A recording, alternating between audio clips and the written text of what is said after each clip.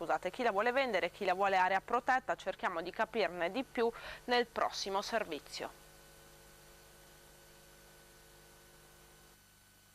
Una zona abbandonata diventata un bacino di naturalità e biodiversità. Si tratta della Valle Grotari a Marano, una vecchia valle da pesca posta a ridosso dell'abitato di Marano, rinaturalizzatasi spontaneamente in Canneto. Presenti 70 specie di uccelli, fra cui 30 regolarmente nidificati.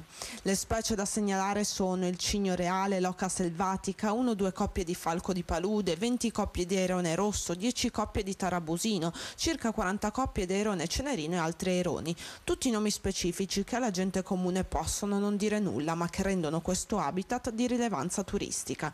Nonostante ciò, il comune di Marano sta pensando di vendere tale zona ai privati per realizzare un porto turistico di circa 300 posti barca con relativo insediamento abitativo, probabilmente alberghi, ma non solo. In tempi di crisi si sa, la priorità è intascare qualcosa. I cittadini e il WWF del Friuli Venezia Giulia sono contrari a queste modifiche. L'organizzazione chiede che l'area venga assoggettata di norme e misure di conservazione, diventando parte organica del sistema di aree protette regionali, per poter così continuare a coprire la funzione di presidio della biodiversità lagunare. Per sapere quanto incideranno le logiche economiche basterà attendere. Il 2010 è l'anno della biodiversità, lo sarà anche per Marano?